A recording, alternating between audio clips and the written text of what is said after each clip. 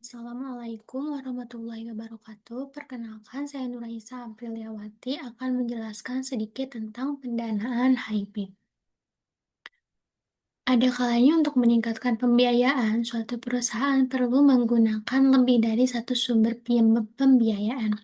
Adapun salah satu instrumen keuangan yang saat ini banyak digunakan oleh perusahaan dalam melakukan investasi adalah hybrid financial instrument.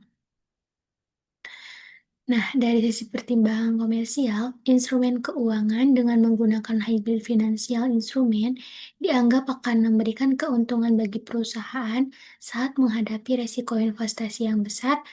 Dari sisi pajak, penggunaan instrumen ini juga dianggap menguntungkan. Hybrid financial instrument dapat didefinisikan sebagai instrumen keuangan yang memiliki karakteristik ekonomi yang tidak konsisten, baik secara parsial maupun secara keseluruhan terhadap bentuk legalnya. Dalam aspek pajaknya, hybrid financial instrument seringkali digunakan dalam perencanaan pajak pada tingkat internasional karena terdapat perbedaan dalam pengklasifikasian dan perlakuan pajak di beberapa negara.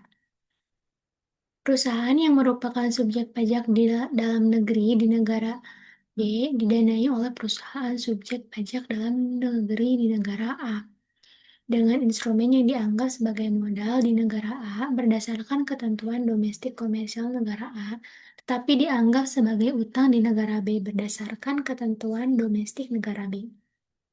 Nah, apabila pembayaran saat ini dibuat berdasarkan instrumen tersebut, pembayaran dari B kepada A atas hybrid financial instrumen dapat dikurangkan oleh B untuk tujuan pajak di negara B.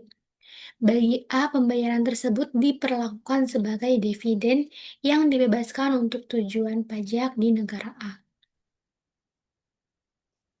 Hal itu menunjukkan di negara B pembayaran atas hybrid financial instrumen tersebut dianggap sebagai pembayaran bunga atas pinjaman dari A kepada B, sedangkan di negara A pembayaran tersebut dianggap sebagai dividen atas penyertaan modal dari A kepada B.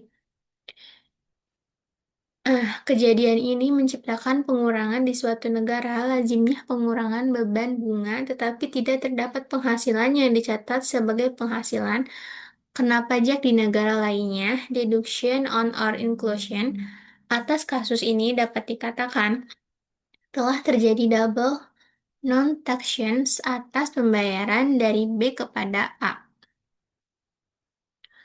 Nah, untuk mencegah terjadinya deduction or no inclusion dari hybrid financial instrument ini, beberapa negara seperti Denmark telah memiliki ketentuan yang dalam kasus-kasus tertentu meniadakan pengurangan atas pembayaran dari hybrid financial instrument. Dalam hal pembayaran tersebut tidak dikenakan pajak di negara penerima karena adanya ketidaksesuaian dalam perlakuan pembayaran atas hybrid financial instrument.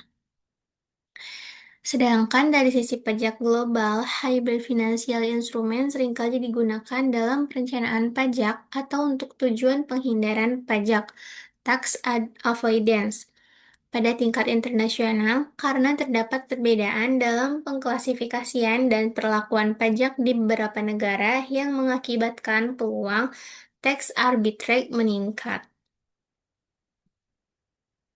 Isu ini membuat OECD membahas secara mendetail dalam laporannya pada 2015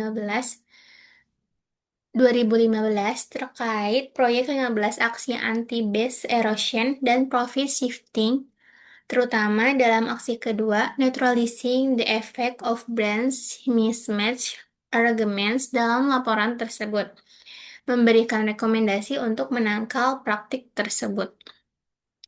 Terima kasih, hanya itu yang dapat saya sampaikan. Wassalamualaikum warahmatullahi wabarakatuh.